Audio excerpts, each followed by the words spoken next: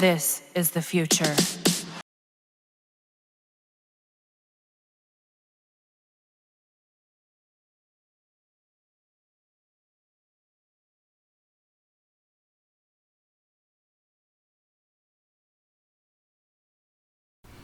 So for those who's tuning in, this video started on PYTE, and I decided to move the rest of this conversation, those video clip, the thread, to this channel. So if you want to see this, everything goes down. This for conversation, go to PYTE. All right. Much less time with friends. There's other conversation within that video. All right. So let's continue. People coming to us to talk about their issues and their troubles and their worries, and therefore it's far easier, as we know, even for adults, to go and speak to complete strangers. So kids online will be feeling more connected with complete strangers on social media.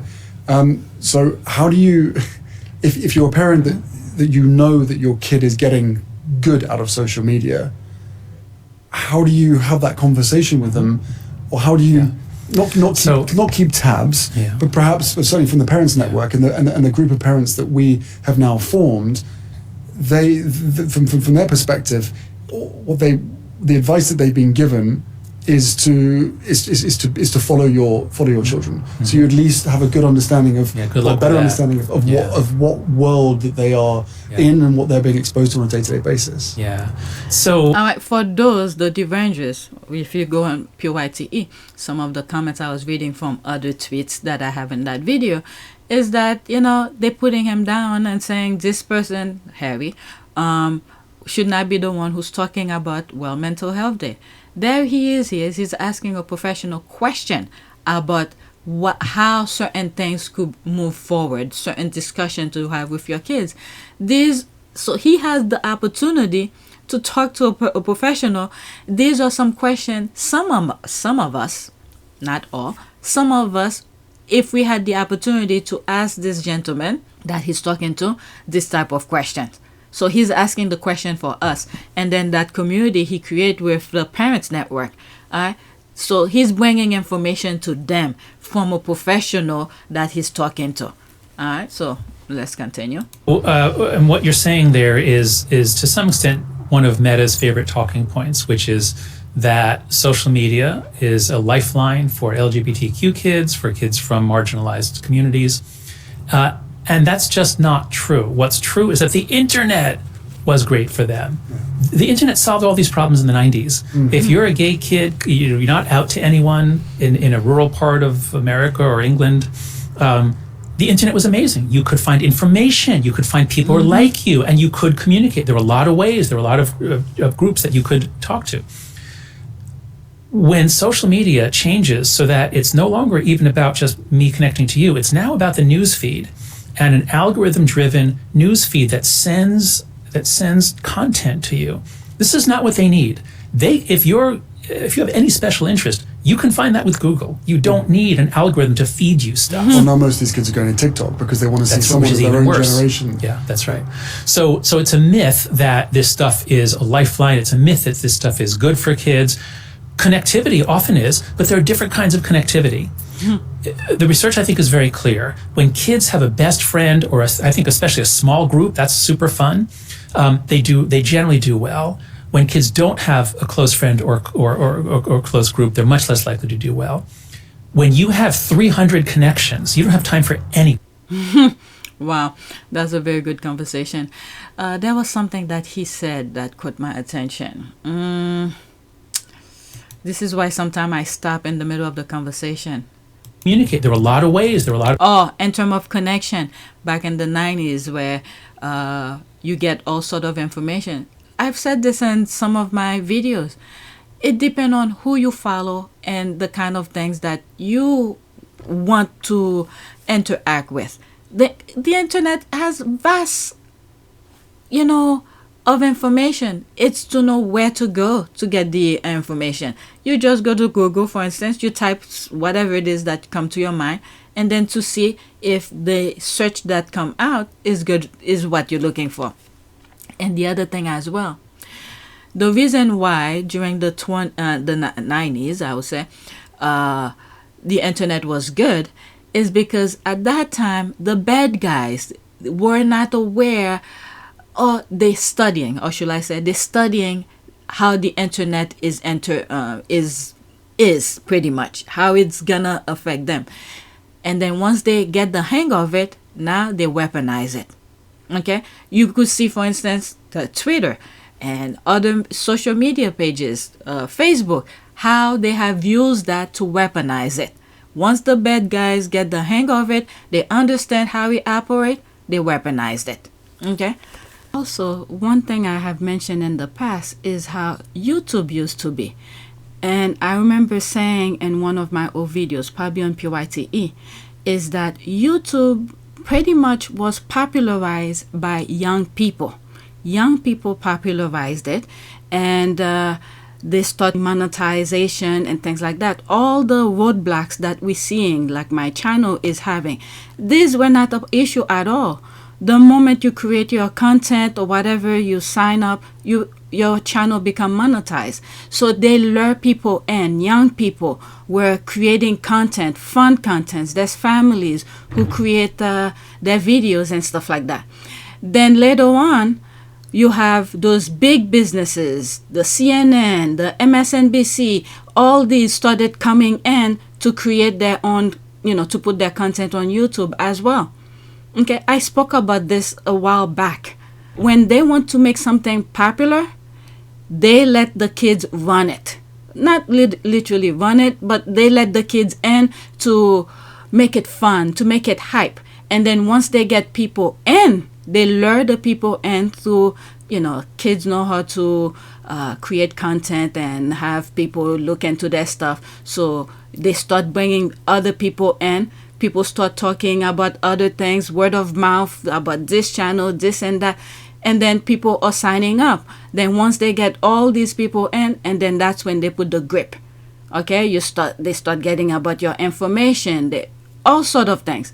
So pretty much once a new business happen, they let the kids, young people, make it popular. Then once it become popular, and then that's when they put the grip on it. And they start weaponize it pretty much. Okay, so I talked about it a long time ago.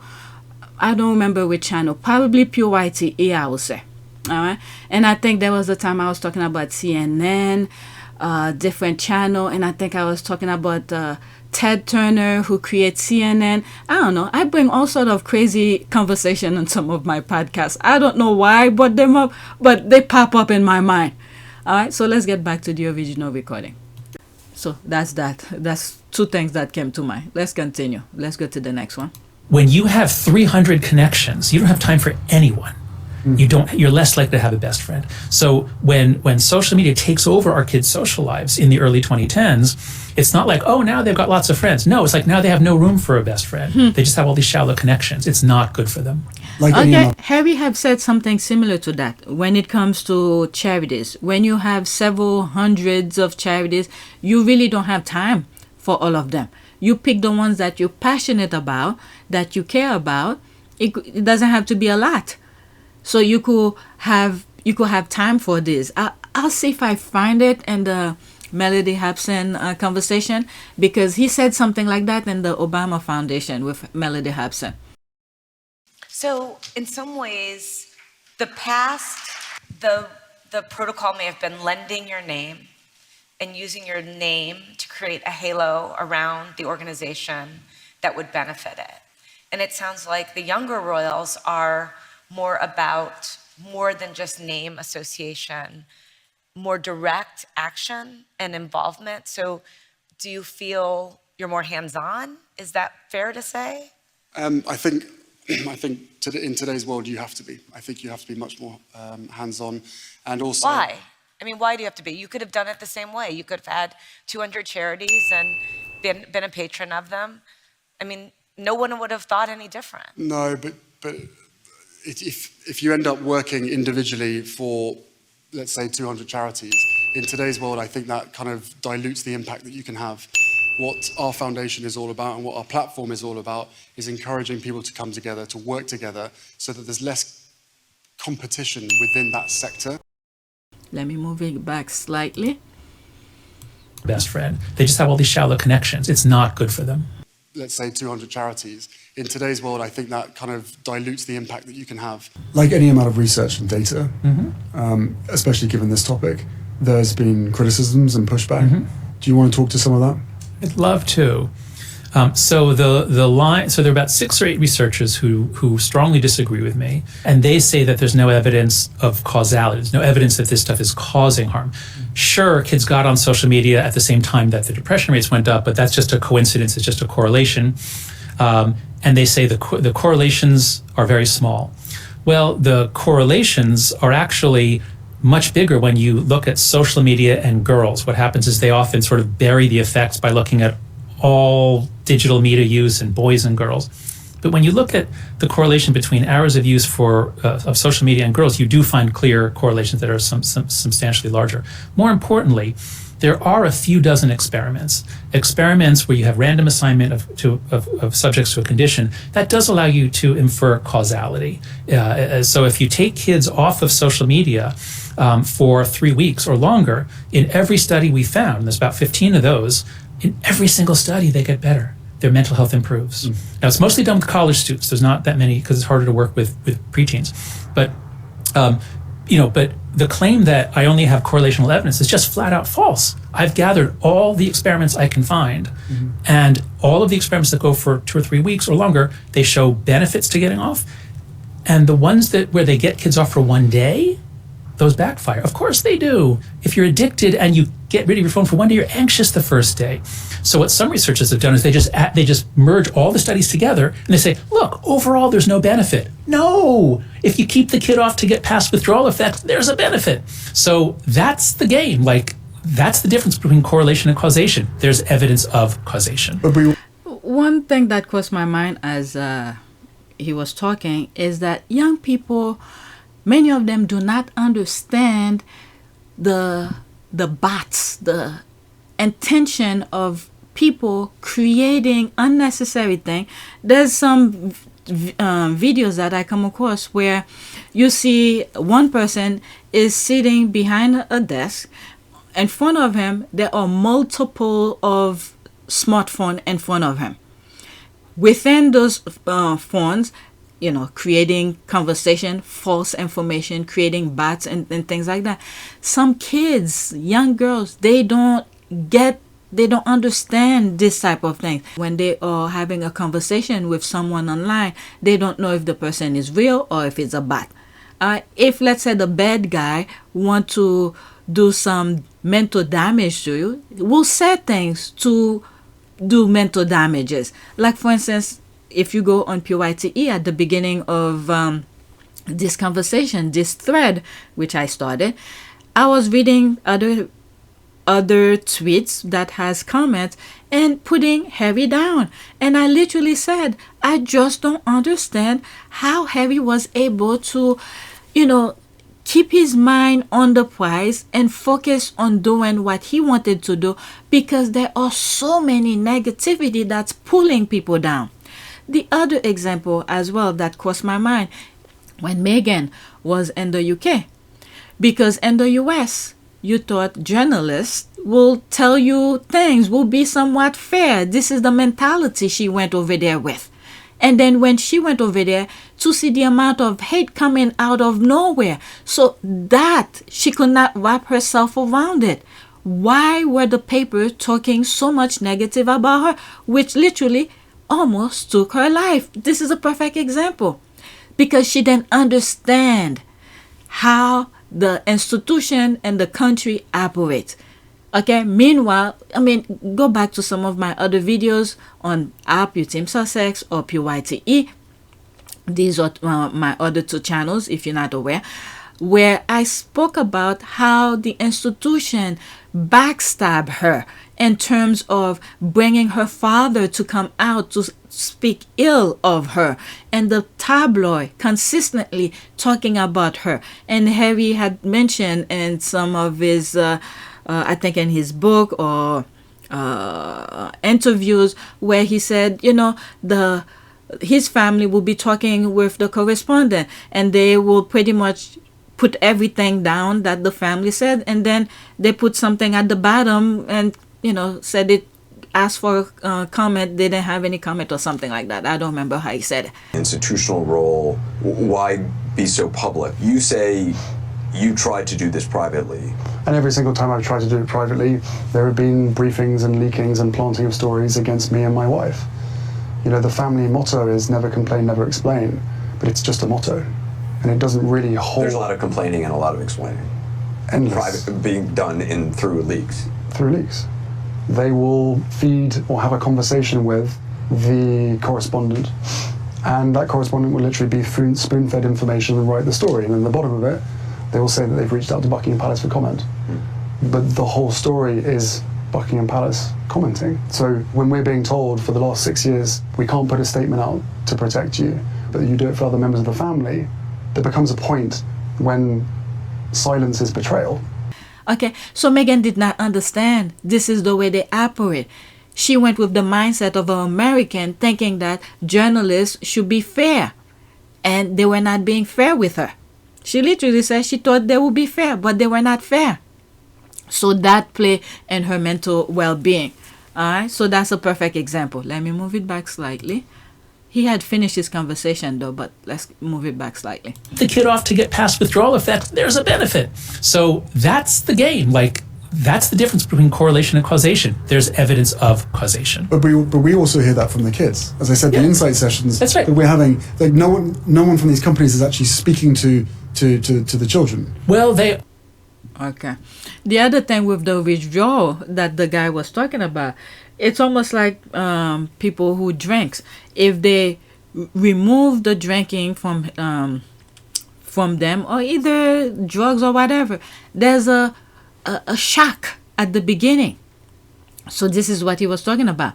So if you take time, remove it a little bit at a time until it no longer in the person's system, is no longer needing for it, then that'll be a smooth of removing oneself from whatever situation, drink, drugs, or whatever it is, alcohol, drugs, or whatever it may be. All right, so let's go to the next one. Well, they are, as we know from Meta's study, the one that Frances Haugen leaked. They commissioned a qualitative study of teens in the US and the UK, and a quote was something like, teens blame Instagram for making body image problems and social comparison worse. This response was consistent and unbidden, something like that. Like, they didn't ask the question, but in these open-ended sessions, these girls especially in both of our countries are saying, yeah, Instagram really is messing me up. So that's another kind of evidence. I did hear something like that a couple years ago. With the models, the type of figures they're putting out there, yes, I did hear something like that. I'm not into fashion or anything like that, but there are certain headlines that caught my attention. I will read it and then put it in the back of my head. But yes, I've heard what he's talking about. Okay, and then I think now this is why they're putting different size of women models out there. Some people don't like it, but it is the fact. This is reality. These are some of the women who living their lives. All right, so yeah, I did hear what he's talking about. Evidence isn't just experiments in a lab.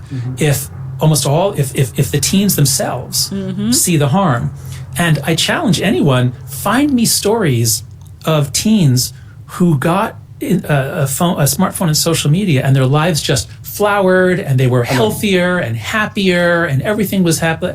You find me stories of parents who are so glad they gave their kid a phone and social media early. They're very hard to find. That was the point I was getting at, was the fact that these companies can't find any young people to come out and speak like that. And I think was this singer Pink?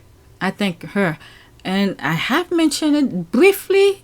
Maybe I did not. I don't think I did. Pink, I don't think she gave her kids a smartphone or something like that.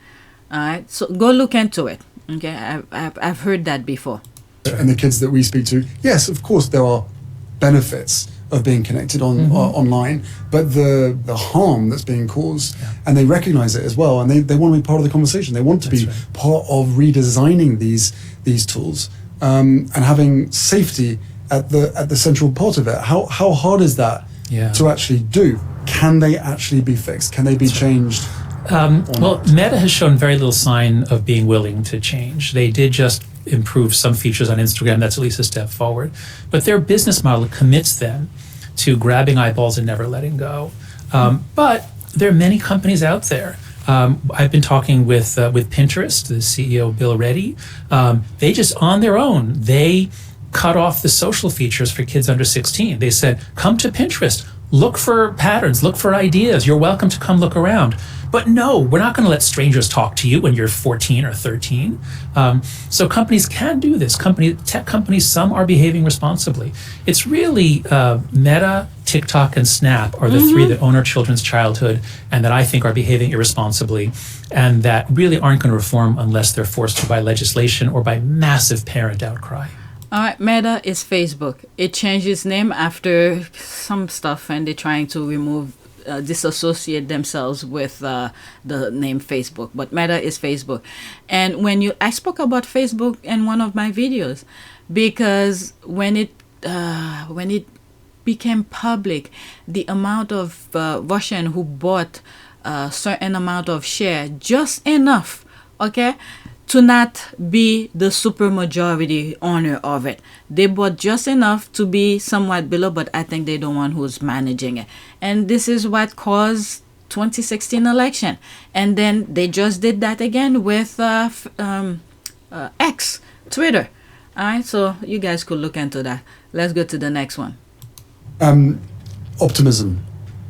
I'm extremely optimistic. Let's be optimistic. Where is the optimism? Where is the hope? And where is the guidance? You have 4 rules in your book. Feel free to touch on those as well. So in my book, I propose 4 norms by which we break out of these collective action traps, and if we work together, it's actually easy to do. If you're the only parent who's not giving your kid a phone, it hurts, and it hurts your kid, and your kid is lonely. But if you can get a group to do it with you, well, then actually, it's much easier and more fun. So the 4 norms are no smartphone before high school, no social media before 16, phone-free schools, and far more independence and free play in the real world. And those 4 norms, if any town or school or community that does those, I guarantee you're going to see improving mental health within 2 years, because we know these things work. We know phone-free schools make kids have more friends. They like school more. They're happier. We know that kids who get a smartphone really early turn out more depressed and anxious, more mental illness than those who got it later.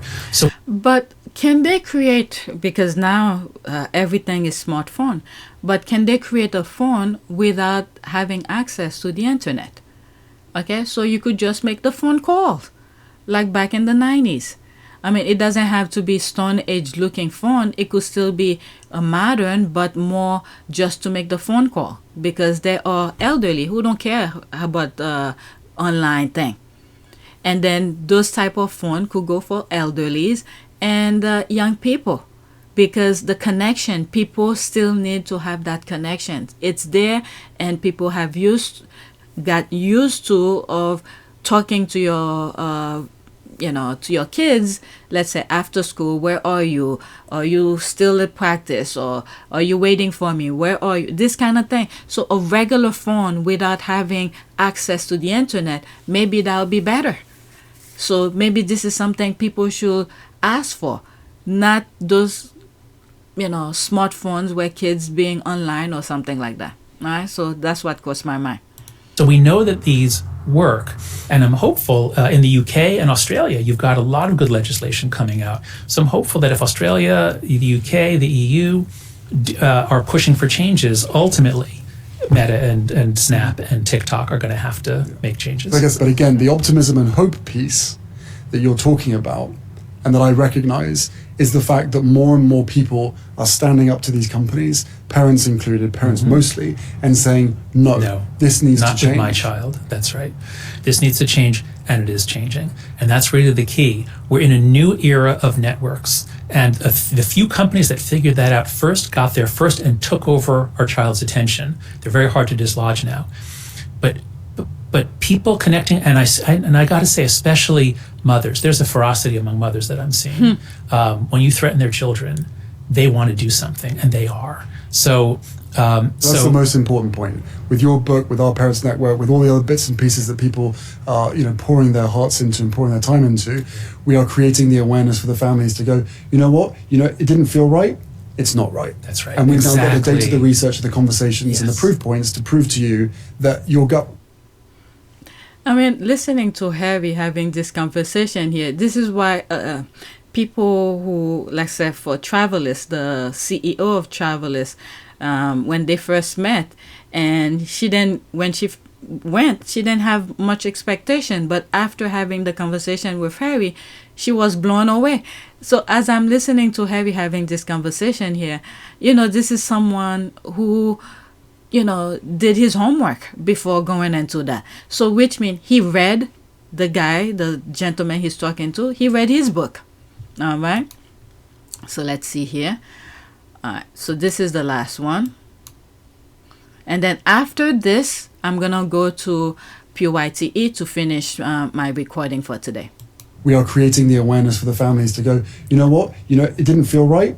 It's not right. That's right. And we've now got the Exactly. data, the research, the conversations, and the Yes. proof points to prove to you that your gut instinct was right. Yeah. This is not That's normal. right. That's what's happening all around the world. That's why we're seeing this year, 2024, is the turning point.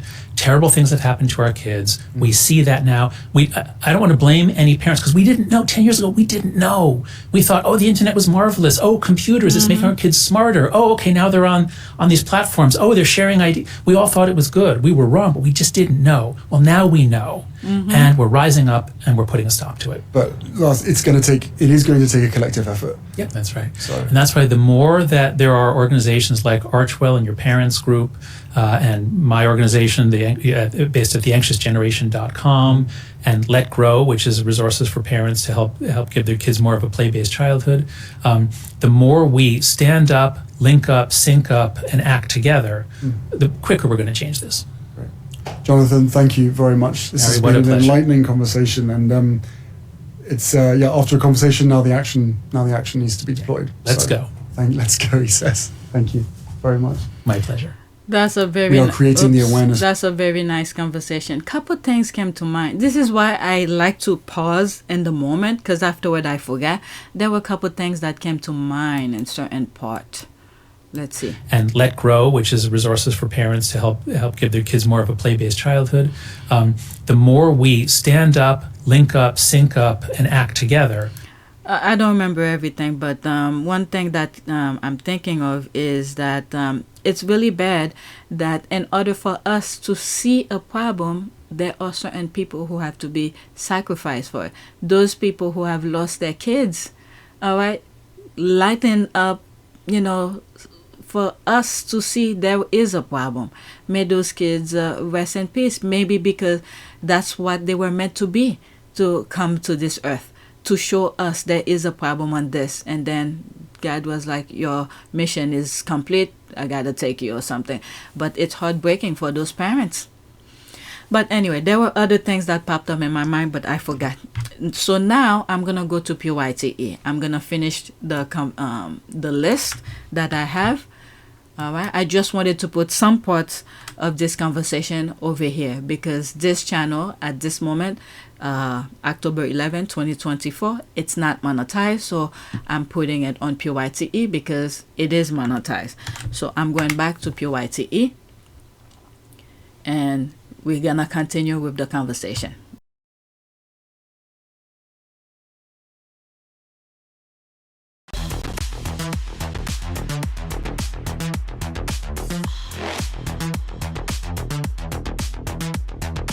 Evolution.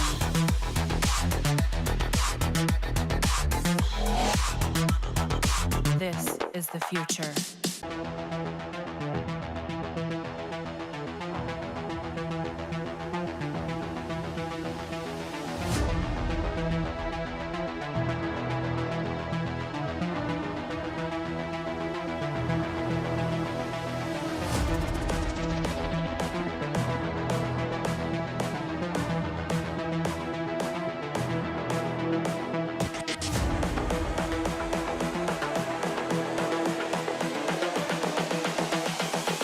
This is the future.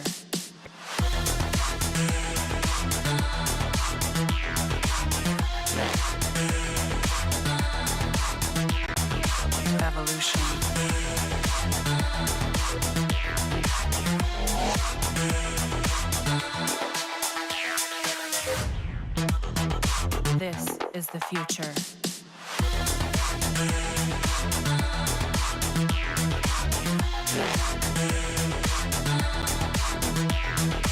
Evolution.